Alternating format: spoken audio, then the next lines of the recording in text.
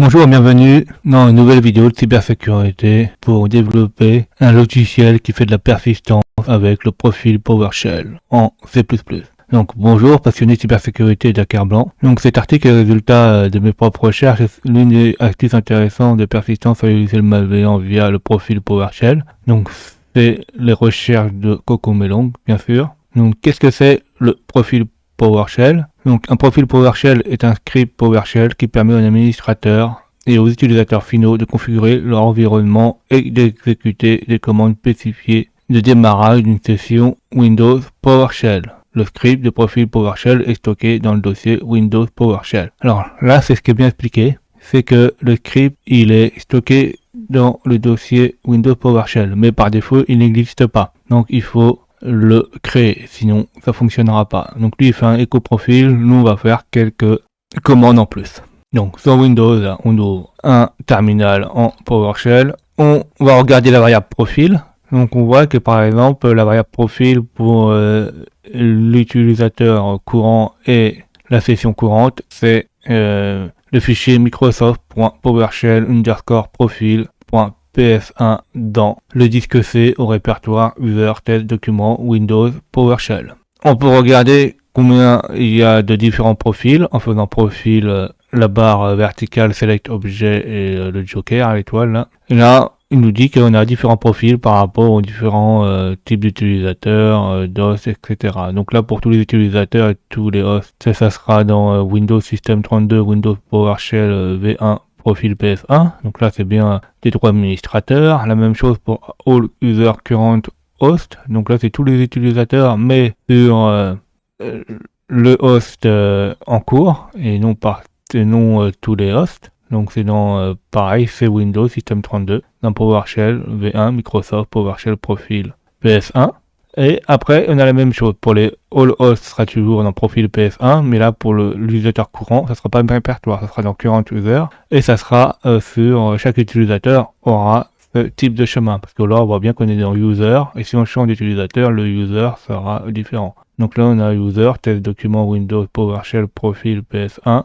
Et là, l'utilisateur courant qu'on utilise, c'est dans current user, current host, là c'est la variable. Ça sera dans C user, test, document, Windows, PowerShell, Microsoft, PowerShell, profil, PS1. Donc là, on va tester est-ce que le current user, current host existe. Donc on va faire un test de chemin. Donc on fait entrer et là, il nous répond comme retour le booléen false, qui veut dire faux, et qui veut dire qu'en fait ce fichier-là n'existe pas. Donc comme il n'existe pas, on va créer un nouveau item. Donc le type d'item, ça sera un fichier et ça sera le chemin profil. Donc ça sera le dernier là, dans le C user test document Windows PowerShell Microsoft.PowerShell PowerShell.ps1 et on va le forcer s'il existe déjà, mais vu qu'il n'existe pas, on verra ça. Donc là, il nous a créé un fichier qui s'appelle Microsoft PowerShell profil.ps1 qui fait 0 octet. Alors pour vérifier qu'il a bien été créé, on fait le test de chemin donc du fichier. Et là maintenant on nous renvoie la valeur true donc qui existe. Donc on va ajouter le code, donc notre charge utile, au fichier profil utilisateur actuel qui sera exécuté une fois que l'utilisateur infecté rentre dans une console PowerShell. Donc nous ça sera pas dans un fichier Z malware 11.hack, ça sera, on va mettre ça sur le bureau Windows, donc ça sera par exemple dans ces user, le nom d'utilisateur, donc chez nous ça sera test, desktop et hack.hack. Donc là on va démontrer un cas pratique. Donc on va faire un exemple pratique. Tout d'abord, on va créer notre fichier malveillant. Donc c'est pas vraiment un fichier malveillant, c'est juste une message box qui affiche meu. Donc là, on a le code source qui affiche meu. Donc le message box, on va le compiler évidemment. Donc pour le compiler, on va exécuter la commande code compilateur qui permet de compiler la librairie en statique. On colle, on regarde si on a hack.exe existe, donc il n'y a pas de problème, ça fonctionne. Et une fois qu'on a fait ceci là, il faut vérifier qu'il fonctionne sur notre Windows.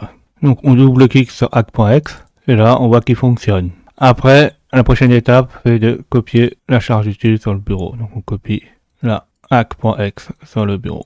Donc là on a vérifié qu'il s'est exécuté, il n'y a pas de problème. Après, on peut mettre dans le fichier qu'on a fait là, dans le fichier document Windows PowerShell. Donc nous on prend pas le profil 1 mais on prend l'autre qu'on avait mis et on va mettre le chemin du malware. Donc je vais vous expliquer comment le faire. Donc là on va mettre le chemin du fichier dans Microsoft.PowerShell underscore profil PS1. Donc là, je fais un écho, donc je mets le chemin où il se trouve mon hack qui est dans C user test desktop hack.exe et on va rediriger là, donc ceci là, à l'intérieur du fichier, dans le fichier Microsoft.PowerShell underscore profil PS1. Donc on fait entrer et normalement, si j'exécute un nouveau PowerShell, on devrait avoir notre charge utile qui se lance. Et là, on voit que notre charge utile s'est lancée toute seule. On n'a même pas eu besoin de contourner la politique d'exécution qui est ici. Alors, je ne sais pas pourquoi chez moi il n'y a pas besoin, mais bon. J'ai même essayé en mettant dans le profil PS1 et ça fait exactement la même chose. J'ai pas besoin de ceci. Par contre, on peut regarder si ça vient du parent PowerShell avec le processus, hein, pour commencer, avec j'exécute Hacker2 plutôt. J'exécute PowerShell. Là, on a Meo et normalement, je devrais avoir le truc qui est hack et on voit qu'au-dessus, on a le processus parent qui est PowerShell. Hein. Si je double-clique, on a PowerShell sur le PID 4552. Comme vous pouvez le voir, notre logique de malveillance est exécutée comme prévu. Le PowerShell et le processus parent d'une boîte de messages. Donc, on a créé un proof of concept qui fait exactement la même chose, qui automatise, etc. Moi, j'ai remplacé par mes propres chemins. Donc, si on regarde ça que j'ai fait, c'est que je vais dans le document Windows PowerShell avec le user profil, pareil, Microsoft. Donc là, je mets pas profil PS1, mais Microsoft.profil PS1. Sur le même chemin, là, donc le hack dans hack.exe. Alors, si vous utilisez un nom d'utilisateur différent, veuillez le changer ici, hein, sinon ça va pas fonctionner. Et là, ça teste si on a réussi à créer les répertoires, les fichiers et l'écriture dans le fichier. Donc, toutes les données qu'il faut pour que ça fonctionne. Alors, avant de faire ceci, avant de compiler, il faut effacer ce qu'on a écrit. Donc là, j'efface le PowerShell profil PS1 avant de compiler l'autre chose, hein, parce qu'il faudra qu'après réécrire le même fichier. On va vérifier s'il est bien effacé en faisant un test de répertoire. Et là, il nous dit false, donc là, c'est bien effacé. Là, on va compiler notre proof of concept, donc en statique, évidemment. On voit que pers.exe est compilé. On va exécuter pers.exe. On vérifie qu'il a réussi à créer les fichiers. Donc là, ça a l'air d'être bon. Donc avant de voir vraiment si c'est bon, on fait un test. Et là, il nous dit que le Microsoft PowerShell underscore profil PS1 existe. Et une fois que c'est écrit, on va exécuter notre PowerShell et voir avec Hacker2 les processus parents. Donc faisons toute cette méthode. Donc cliquons sur Process Hacker2. Exécutons un PowerShell. Donc on voit que Meo c'est exécuté. Si on scrolle tout en bas, on a PowerShell, là, le processus parent de hack. Donc si on clique dessus, on voit que le processus parent est 6744. Donc on a réussi à exécuter notre charge utile. Comme vous pouvez constater, tout fonctionne parfaitement, mais mise en garde, si PowerShell est exécuté sans mode contournement, la politique d'exécution de cette activité persistante ne fonctionne pas dans mon cas. Donc dans mon cas, moi ça fonctionnait, dans son cas ça fonctionne pas, peut-être parce qu'il y a d'autres politiques de Windows, et il me semble que sur certaines versions de Windows, la politique est activée, ou certaines GPO. Donc c'est pour ça que des fois les politiques sont activées ou pas. Alors, il existe également les 4 endroits du profil où vous pouvez abuser du profil PowerShell en fonction du privilège. Oui, c'est ce que je vous ai montré au tout début. En stockant les instructions arbitraires dans les scripts de profil, les profils PowerShell présentent plusieurs champs d'exécution de code. Pour éviter de compter sur l'utilisateur pour démarrer PowerShell, vous pouvez utiliser une tâche planifiée qui exécute au PowerShell à un certain moment. Oui, si l'utilisateur n'ouvre pas le PowerShell, on peut utiliser le planificateur de tâches qui va exécuter automatiquement une commande PowerShell à un moment donné. Ou vous pouvez faire des choses un peu méchantes. Par exemple, si la personne a mis un icône pour exécuter une application sur le bureau, vous pouvez remplacer par un lien qui exécute un PowerShell. Ça peut être d'autres méthodes comme ça. Alors, l'atténuation, c'est appliquer l'exécution uniquement des scripts PowerShell signés.